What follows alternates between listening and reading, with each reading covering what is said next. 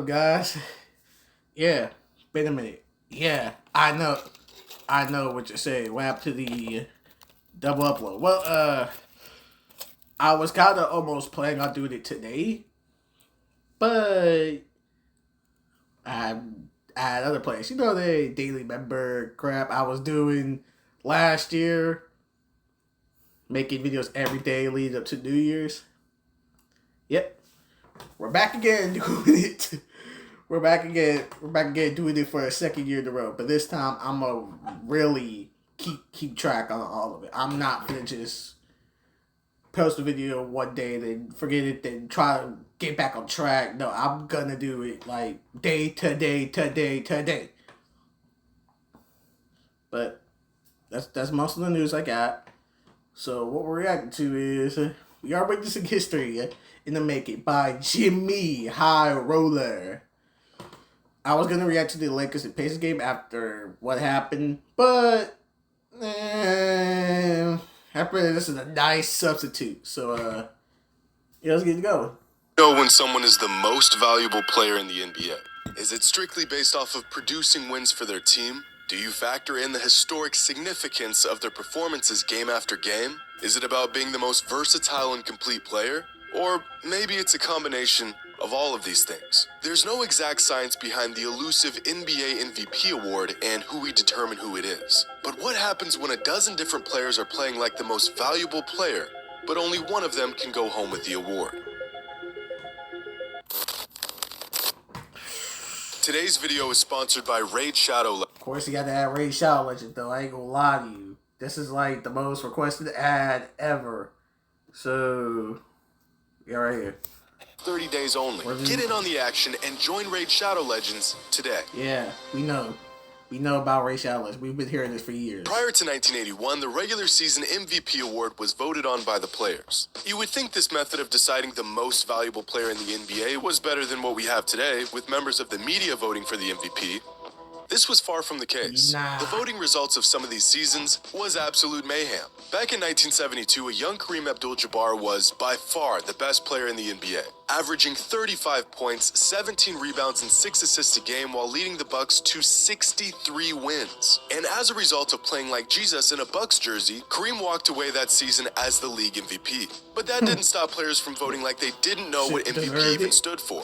Because that season, there weren't just a few players who received first place MVP votes. There weren't a handful of players. There wasn't 12 or 13 or 14 or 15 or 16 or 17 or 18, but 19 players from 16 different teams who received first place MVP votes. Like that's crazy. That's wild. Like Cassie Russell, Sidney Wicks, Archie Clark, like who is the why are they getting MVP votes if we don't know who they are? What was if you were gonna give MVP votes like this crazily? Okay, People Everest has an MVP vote. That I was for the start talking. But it's like y'all give that many people first place votes. Really? Even then, Oscar Robertson only has one MVP vote. That's lower than Bob Lanier, bro. Like, not for to get into it. But get this, there were only 17 teams in the NBA at the time, which means nearly every single team in the NBA had a player that received an... Gotta be from their teammates. Then.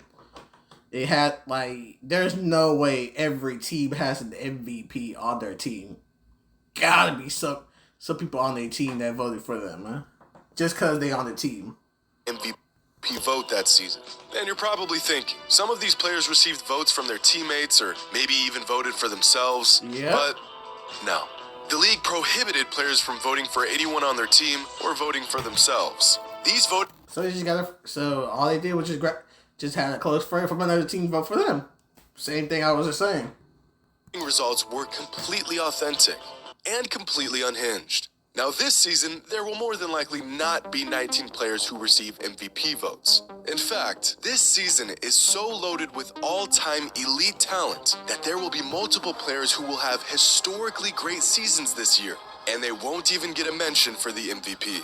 Luka, Giannis, Curry, Tatum, Morant, Embiid, Jokic, SGA, Booker, Mitchell, Durant. All playing at an MVP caliber in what is quickly becoming the greatest statistical season in NBA history. If you combine points, rebounds, and assists, here are the combined statistical totals of every MVP in modern Look at NBA Westbrook history. all the Sometimes way this up total there. is Man, how the relatively mighty are low, falling like for Steve that Nash's man. 2005 MVP, but sometimes it's off the chart.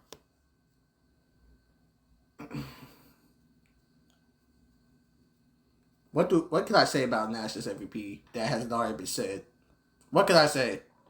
What can I say that hasn't already been said about Nash's MVPs?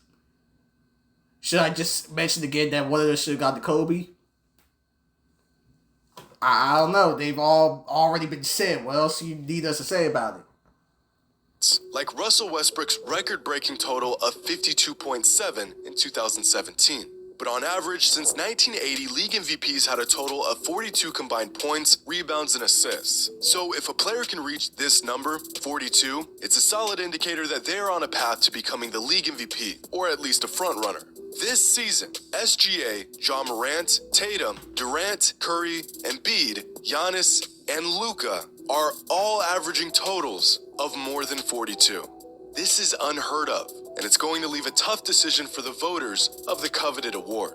There are currently 6 players across the league who are averaging over 31 points a game.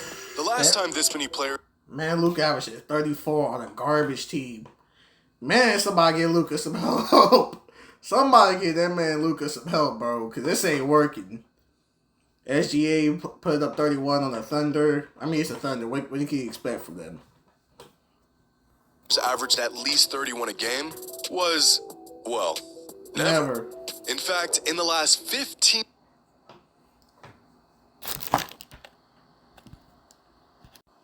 seasons combined, there have been 6 players who averaged at least 31 points per game. Let me say that again. There are as many players averaging at least 31 points per game this season as there were players who averaged over 31 points per game in the last 15 seasons combined. The NBA has never seen anything like this. And yet the numbers get even crazier. Offensive box plus minus is one of the better statistics at quantifying a player's offensive impact. In fact, here are some of the greatest offensive seasons since the league began tracking the stat back in 1974. Here's Steve Nash's 2006 MVP season. Here's Derrick Rose's MVP season in 2011, right next to Giannis's first MVP season. But we're not even close to the best offensive seasons of all time. Here's Magic Johnson's MVP season in 1990. Here's Russell Westbrook's MVP season and Kevin Durant's MVP season. And just above that are the best of the best. James Harden in 2019, LeBron in 2009, Tracy McGrady in 2003, and Steph Curry's unanimous MVP season in 2016. Yep. Steph remains the only player to ever surpass the plus 10 threshold in offensive box plus minus. And this season, he's doing it again. But even better, Steph is currently having statistically... And we turn our season around right now. We play the Mavericks in like an hour or so. All we really gotta do is just guard Luka. We ain't gotta worry about everything else though, so we'll be fine. The best offensive season in modern, currently having statistically the best offensive season in modern NBA history. So where does all of this put Steph in the MVP race this season? 10th. The man is 10th on the MVP ladder. Now, one of the main reasons why Steph's offensive impact is at an all-time high is due to his mind-boggling efficiency. At this point, it's become universally agreed upon. That's because at first no one was helping, man. Was helping my boy till just now a few games, like 15 or so games in. Now Clay started to get back to form. Poole's finally out of his slump. Draymond making threes now. Wiggins is still the same good player he is. That Steph is the greatest shooter of all time. But this season, he's taken his shooting and scoring to another level. Because at the moment, Steph has the highest true shooting percentage of any player to ever average at least 30 points per game. Or 29 points per game for that matter. Or 28 points, or 27, or 26, or any point per game average even remotely close to his. To find a player who scored more efficiently than Steph has this season, you have to go all the way down to just 16 points per game from Jared. But even though Rudy and Jared Allen are big man, they make their buckets out of dunks and layups. So of course theirs will be higher. Jared Allen last season, but Jared's a big man whose shots consist of 3-foot layups. What about perimeter players? Guys who take jump shots? Well, there has never, ever been a single perimeter player who had a season with a true shooting percentage as high as Steph's is this season. Not at 30 points per game, not at 20, not at 10, not even at 5. It has never happened. This season, Steph is shooting at a higher percentage than any perimeter player in the history of the NBA while scoring 32 points per game. The man is 10th on the MVP leaderboard. So I just look back just because the Warriors are winning. I think he's like around 5th right now. He may be around that range because I remember looking at it just recently, and I think he was like at 5th, or if not, he was somewhere around that. So if Steph is 10th, which players could possibly be putting together a better season than him? Well, one of those players is Jason Tatum, who has led the Celtics to one of their best starts in franchise history. Currently, the Celtics have a net rating of 7.7, which is on pace to being the best net rating the organization has had in its entire existence. This season, Jason Tatum is averaging 31, 7, and 5 a game, which is a stat line that is so absurd. Looks like he started playing as Kobe, but can he keep that up come playoff time? We'll see. That prior to this season, there have only been 3 players in NBA history to achieve it. Those players were Michael Jordan, Wilt Chamberlain, Kareem Abdul-Jabbar, and Kevin Durant.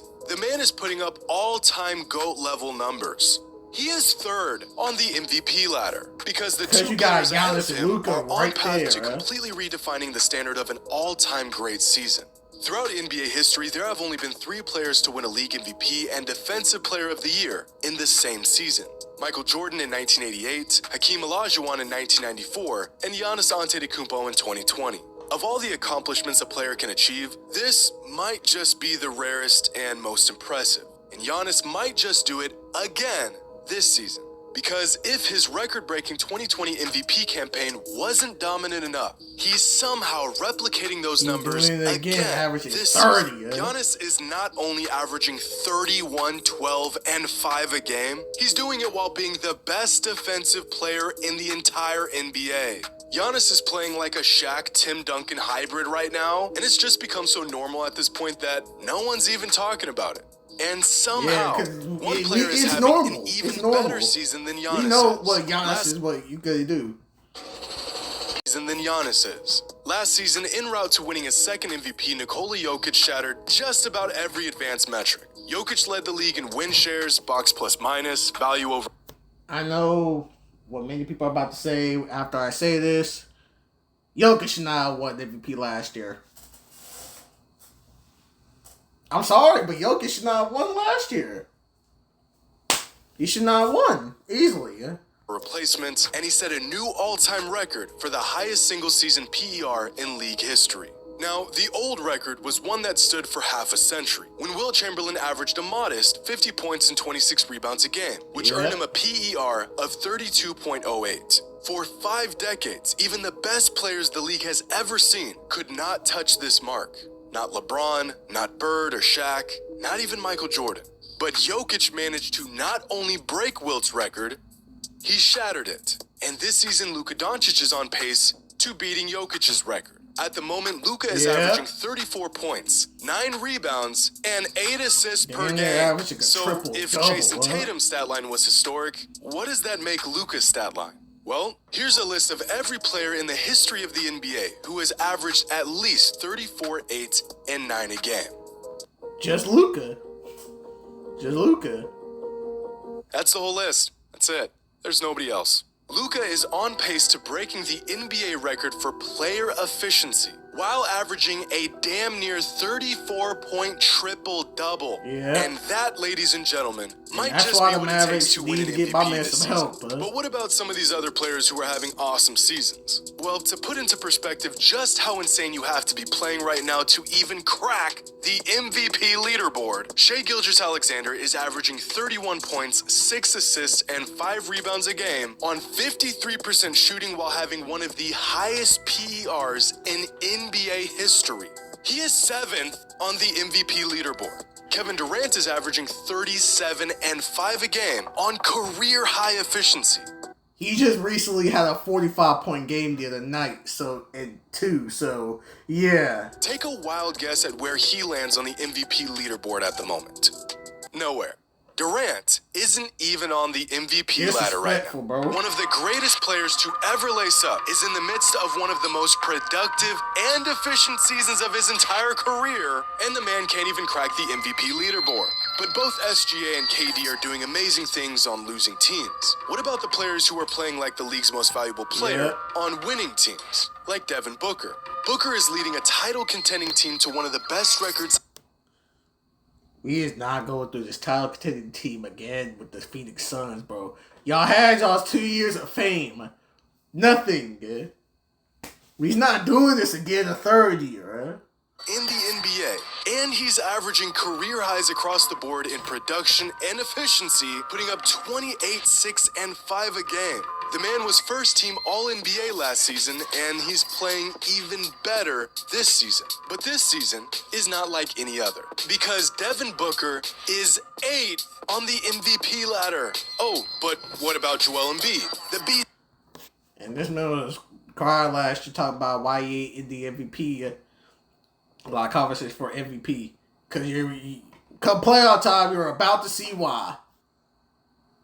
In the East just put up one of the greatest regular season performances in NBA history. No, really. Embiid's 59-point bomb against the Jazz last week was the 7th best regular season game in league history.